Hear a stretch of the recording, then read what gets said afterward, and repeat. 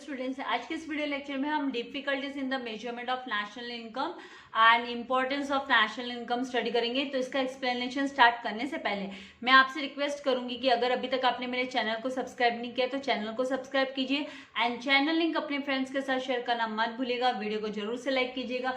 तो यहाँ पर है कि देयर आर बहुत सारी डिफिकल्टीज है नेशनल इनकम को जब कैलकुलेट किया जाता है, मेजर किया जाता है, तो उस समय पर बहुत सारी डिफिकल्टीज है ना सामने आती है। तो वो है ना नॉट ओनली थियोरेटिकल, खाली थियोरेटिकल डिफिकल्टीज ही नहीं है बल्कि है ना प्रैक्टिकल डिफिकल्टीज भी अराइज होती है, प्रैक्टिकली भी डिफिकल्टीज अराइज होती है। तो सबसे पहला जो है पार्ट है वो थियोरेटिकल डिफिकल्टीज, मतलब जिसे हम है ना कॉन्सेप्चुअल डिफिकल्टीज भी बोलते हैं। थियोरेटिकल डिफिकल्टीज और कॉन्सेप्चुअल डिफिकल्टीज है, इसको स्टडी करेंगे। तो ये सबसे पहला जो पॉइंट है ट्रांसफर पेमेंट्स। ट्रांसफर पेमेंट्स क्या होता है? जैसे कि किसी बंदे को, किसी इंडिविजुअल पर्सन को, रिटायर्ड पर्सन को पेंशन रिसीव होती है, या जो बंदा है ना अनएम्प्लॉयड है, मतलब कोई जॉब नहीं है जिसके पास में, तो गवर्नमेंट जिसे अनएम्प्लॉयमेंट अलाउंस देती है। तो ये जो होता है ये है ना ट्रांसफर पेमेंट्स है। तो वेदर दीज, तो ये जो ट्रांसफर पेमेंट्स, इन्हें ट्रांसफर पेमेंट्स के एग्जाम्पल है। तो वेदर इनको है ना हमें नेशनल इनकम में इंक्लूड करना चाहिए कि नहीं करना चाहिए, बहुत ही मेजर प्रॉब्लम है, बहुत ही बड़ी प्रॉब्लम है।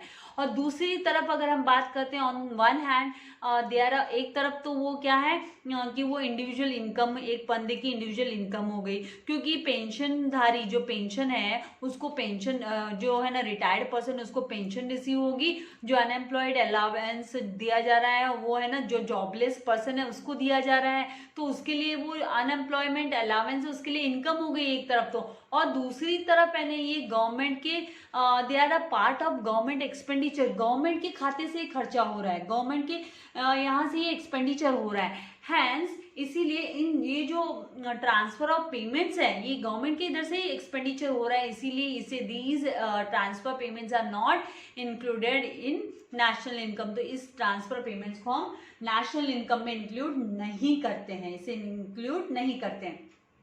नाउ सेकेंड यहाँ पर है इलीगल इनकम। तो इलीगल इनकम की बात करते हैं तो इलीगल इनकम्स कौन कौन सी होती है? जो है ना लीगली है ना हम अर्न नहीं करते वो इलीगल इनकम हो गई, जैसे चोरी डकैती के साथ पैसा आया हुआ, ब्लैक मार्केटिंग के थ्रू, गैम्बलिंग, जुआ खेलने से और स्मगलिंग करने से। तो वो ये जो पैसा है ये पैसे को नेशनल इनकम में इंक्लूड नहीं किया जाता। इलीगल मनी को, ब्लैक मनी को, ब्लैक मार्केटिंग से होने वाली इनकम को नेशनल इनकम में ऐड नहीं किया जाता है, इंक्लूड नहीं किया जाता है कैलकुलेशन के दौरान।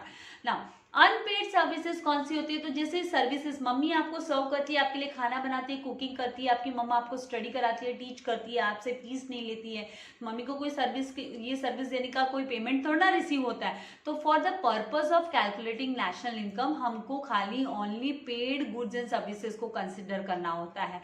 तो यहाँ पर however there are a number of unpaid services, बहुत सारी अनपेड सर्विसेज है which are not accounted for the calculation of national income, जिसे हम नेशनल इनकम को कैलकुलेट करने के लिए काउंट नहीं करते हैं। और इसके एग्जांपल्स है सर्विसेज ऑफ हाउसवाइफ। हाउसवाइफ जब घर में पोछा करती है, झाड़ू करती है, साफ सफाई करती है, राइट, तो उसको कोई पैसा नहीं रिसीव करती है, कोई सैलरी उससे नहीं मिलती है। And the services provided out of love, with the love and affection की वजह से जो सर्विसेज मिल रही है, मर्सी की वजह से, दया भाव से, सिंपैथी, चैरिटी से मिल रही है, तो इन सबको इंक्लूड नहीं किया जाता है नेशनल इनकम में, are not included in national income. Now fourth यहाँ पे है प्रोडक्शन ऑफ सेल्फ कंजम्पशन। तो सेल्फ कंजम्पशन की जब हम बात करते हैं, प्रोडक्शन ऑफ सेल्फ कंजम्पशन, तो जब है ना फार्मर है, यहाँ पे एग्जाम्पल में हम ले सकते हैं कि जब फार्मर या कुछ जो प्रोड्यूसर्स है जब प्रोडक्ट्स को है ना वो प्रोडक्ट्स को वो मैन्युफैक्चर करते हैं, कल्टीवेट करते हैं, फार्मिंग करते हैं फार्मर्स, तो वो लोग है ना वो अपने लिए जो हिस्से का रख लेते हैं, खुद की यूज के लिए रख लेते हैं, और तो उससे है ना मार्केट में एंटर होने से पहले ही अपने लिए रख लेते हैं उसको, तो उसको हम है ना नेशनल इनकम में इंक्लूड नहीं करते, that is not included in national income.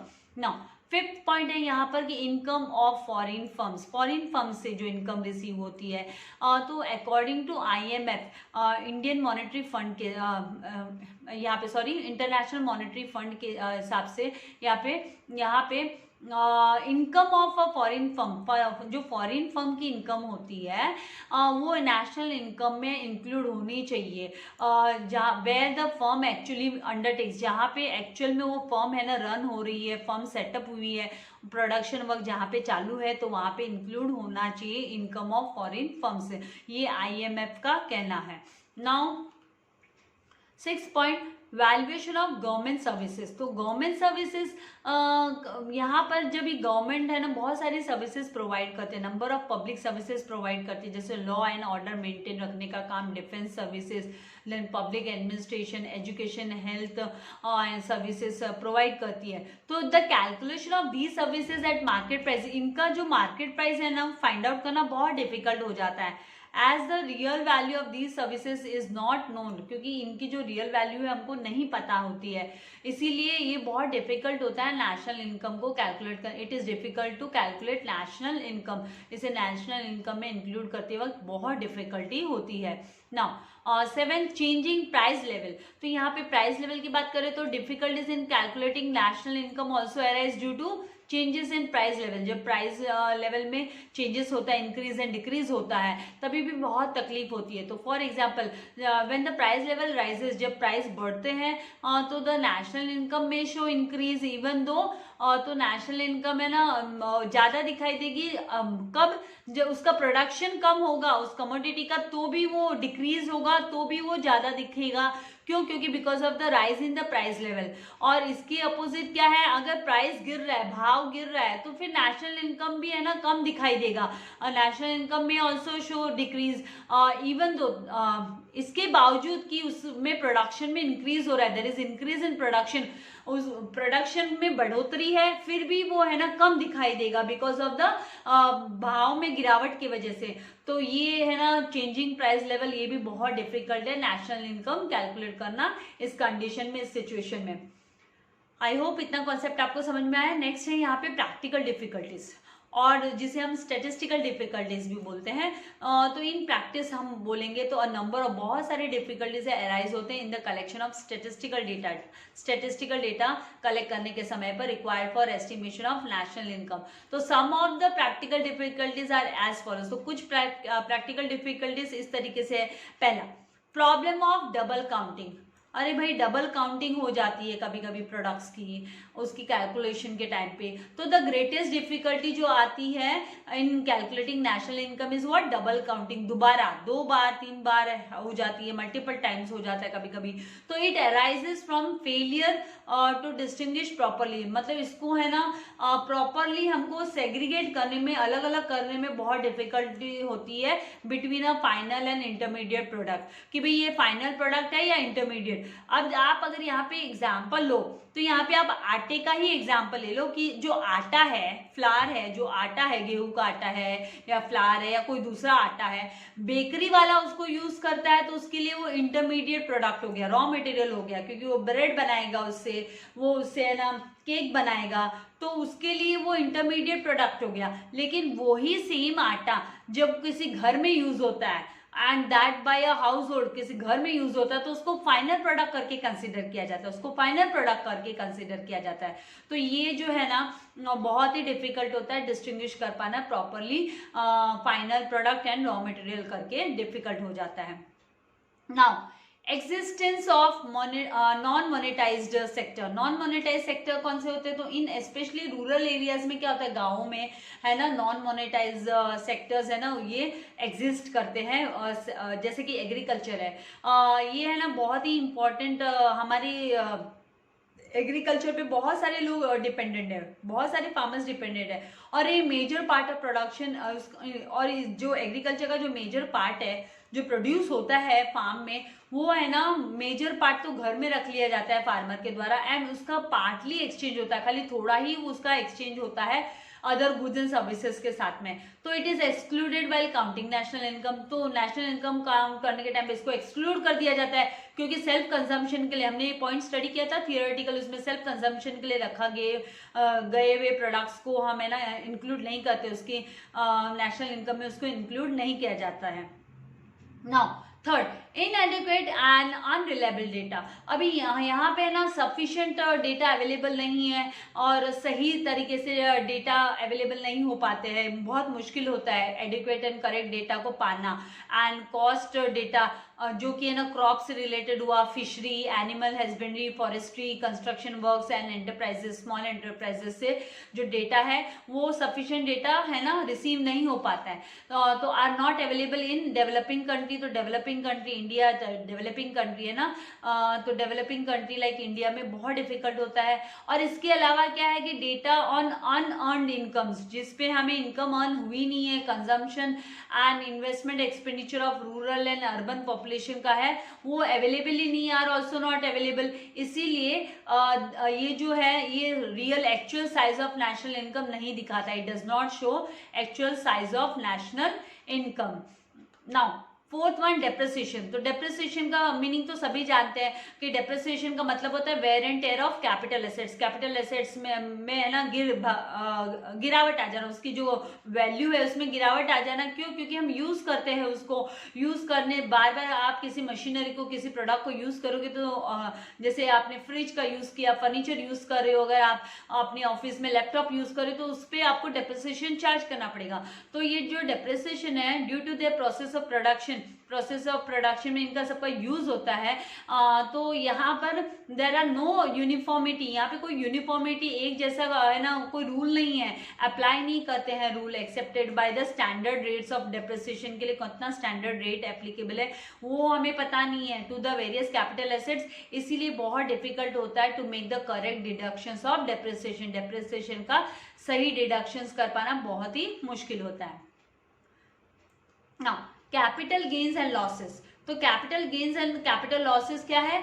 ये अकर होते हैं प्रॉपर्टी ओनर्स, जो प्रॉपर्टी बहुत सारी प्रॉपर्टीज ओन करते हैं तो उनकी प्रॉपर्टीज पे ये कैपिटल गेन एंड लॉस होता है जब वो सेल ऑफ करते हैं प्रॉपर्टीज को बाय इंक्रीज और decrease in the market value. Market value में कोई इंक्रीज या डिक्रीज हुआ है तो कैपिटल एसेट्स और उसकी चेंजेस इन डिमांड है तो इनको इंक्लूड नहीं किया जाता है नेशनल इनकम में, because these changes do not result from current activities, क्योंकि ये करंट एक्टिविटीज की वजह से ये चेंजेस नहीं अकर हुए, नहीं अराइज हुए हैं।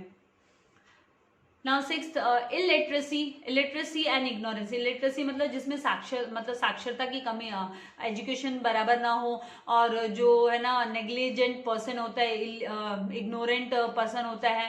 Due to ignorance and illiteracy small producers जो है वो लोग है ना क्या वो लोग अपने जो अकाउंट्स है, बुक्स ऑफ अकाउंट्स है, वो लोग बराबर मेंटेन नहीं कर पाते हैं of their production, so they can not give information about the quantity और वैल्यू ऑफ देयर आउटपुट। उनका जो आउटपुट वैल्यू है, प्रोडक्शन का आउटपुट है और क्वांटिटी है, उसका वो सही ब्यौरा, सही इंफॉर्मेशन, सही ब्यौरा नहीं दे पाते हैं। Then 7, difficulties in the classification of working population. तो क्लासीफाई कर पाना, वर्किंग पॉपुलेशन को क्लासीफाई कर पाना बहुत मुश्किल होता है। इंडिया में है ना working population is not clearly defined, उसको हम क्लियरली डिफाइन नहीं कर सकते हैं, क्योंकि यहाँ पे क्या होता है, जैसे कि एग्जाम्पल के तौर पे farmers in India are not engage in agriculture around the year, मतलब पूरे साल वो खाली एग्रीकल्चर में इन्वॉल्व रहते हैं, ऐसा नहीं है। ऑब्वियसली वहाँ पे ऑफ सीजन भी आती है, एग्रीकल्चर में फार्म्स पे ऑफ सीजन भी आती है, तो they engage themselves in alternative occupations में भी वो अपने आप को बिजी कर लेते हैं, एंगेज कर लेते हैं। तो इस केस में क्या होता है, it is very difficult to identify their incomes from particular occupation. उनका जो पर्टिकुलर जो व्यवसाय है उसका इनकम उनका कितना है वो फाइंड आउट करना, आइडेंटिफाई करना बहुत ही डिफिकल्ट हो जाता है। Now last, valuation of inventories. तो स्टॉक की वैल्यूएशन बराबर नहीं निकाल पाते हैं। Raw materials, intermediate goods, semi finished and finished products in the stock of producers are known as inventories. तो इन्हें इन्वेंट्रीज कहा जाता है। तो एनी मिस्टेक, अगर इनमें कोई भी मिस्टेक हो जाती है मेजर करने के समय पर वैल्यू ऑफ इन्वेंट्री में, तो will distort the value of final production. तो वो जो फाइनल प्रोडक्शन ऑफ प्रोड्यूसर का जो फाइनल प्रोडक्ट्स की वैल्यू है उसको भी वो डिस्टर्ब कर देता है, उसको भी वो डिफरेंट कर देता है। तो therefore valuation of inventories requires careful assessment. तो जब वैल्यूएशन करते हैं इन्वेंट्रीज की, स्टॉक की, तो बहुत ही खासा ध्यान रखना पड़ता है उसको एसेस करने के टाइम पे, उसको इवैल्यूएट करने के समय पर। आई होप आपको ये जो theoretical difficulties and practical difficulties जो अराइज होती है नेशनल इनकम को मेजर करने के टाइम पे, कैलकुलेट करने के टाइम पे, तो आपको समझ में आ गई होगी। आगे भी है इंपॉर्टेंस ऑफ नेशनल इनकम। तो माय डियर स्टूडेंट्स, मैं आपको बता दूं ये जो इंपॉर्टेंस ऑफ नेशनल इनकम है ये आपके बोर्ड पेपर में नहीं आएगा, ये है ना सेल्फ स्टडी के लिए है ना, इस only for this year, only 2020-21 के लिए ये है ना सेल्फ स्टडी के लिए डाला गया है। नेक्स्ट ईयर ये पेंडेमिक खत्म होने के बाद में ये टॉपिक रहने वाला है आने वाले बैच को। Now the following points explain the importance of national income. तो सबसे पहला पॉइंट है फॉर द इकोनॉमी। आपको नॉलेज होना चाहिए करके मैं एक बार, क्योंकि सेल्फ स्टडी दिया मतलब मैं एक बार आपको एक्सप्लेन कर दूंगी तो आपको समझ में आ जाएगा, तो आपको एटलीस्ट नॉलेज रहेगा चीज का। तो for the economy, so national income data are important for the economy of a country. Country की इकोनॉमी के लिए बहुत ही इंपॉर्टेंट होता है। एंड ये जो हमारा प्रेजेंट सिनेरियो है, प्रेजेंट समय है, इसमें नेशनल जो इनकम डेटा है वो उसको हम है ना अकाउंट्स ऑफ इकोनॉमी के नाम से भी इसको पहचानते हैं, which are known as social account. जो सोशल अकाउंट्स, जिसे सोशल अकाउंट्स बोला जाता है नेशनल इनकम को।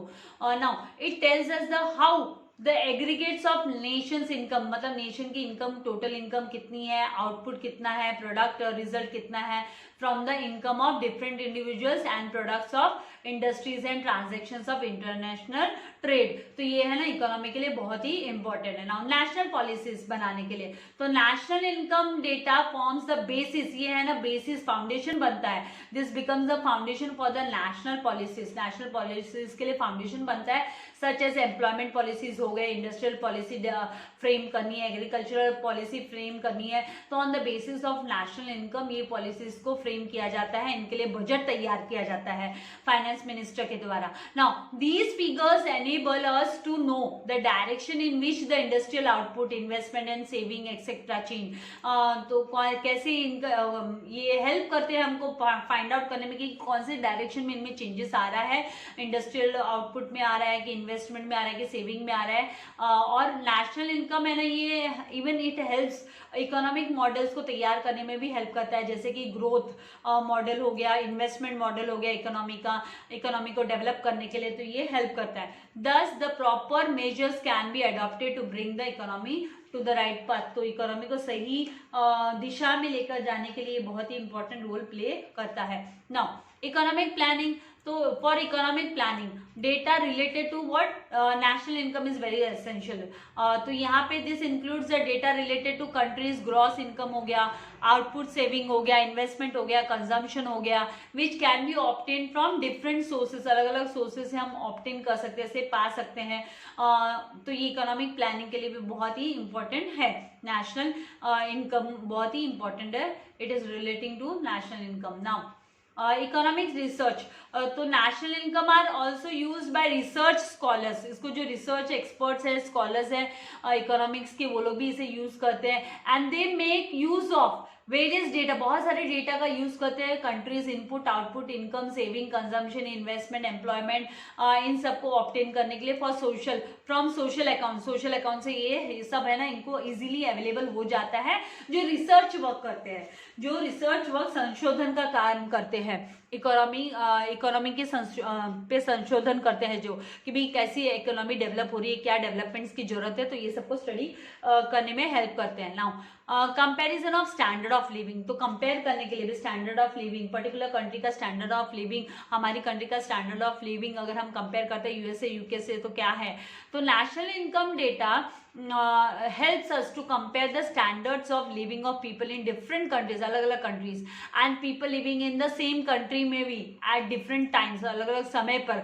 अभी देखिए ना, ये जो साल है, ये पेंडेमिक पीरियड है, ये हमको कितने सालों पीछे ले जा रहा है, कितने लोगों की इनकम टूट गई, घर में जॉबलेस हो गए, कितने के पेरेंट्स हैं, कितने लोगों को सफरिंग हो रही है फाइनेंस की वजह से। तो जो फाइनेंस है वो तो रूट है, हमारी जड़ है, ताकत है हमारी, उसको तो हमको उसका तो हमें अंदाजा होना चाहिए, उसी से हमारी स्टैंडर्ड लिविंग बनी रहती है।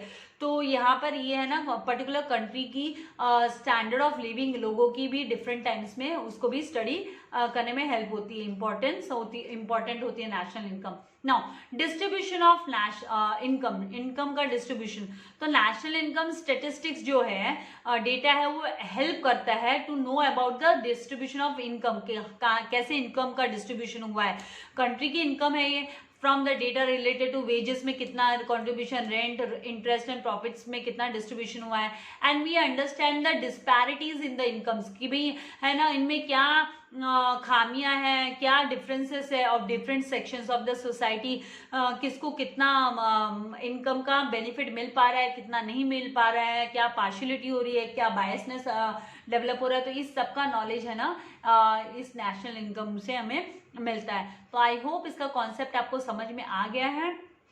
एंड इसी के साथ ये जो चैप्टर नंबर 7 है हमने कंप्लीट कर दिया। जल्दी ही हम चैप्टर नंबर 8 स्टार्ट करेंगे और इसकी एक्सरसाइज भी मैं जल्दी आप लोगों के लिए लेके आऊंगी। तो तब तक के लिए आपको वीडियो को लाइक करना है एंड फ्रेंड्स के साथ चैनल लिंक जरूर से शेयर करना है। एंड वेरी वेरी इंपॉर्टेंट, अगर अभी तक आपने चैनल लिंक को सब्सक्राइब नहीं किया तो चैनल को सब्सक्राइब कीजिए ताकि आपको मेरे लेटेस्ट वीडियो के नोटिफिकेशंस मिलते रहे। Thank you very much. God bless you all dear students.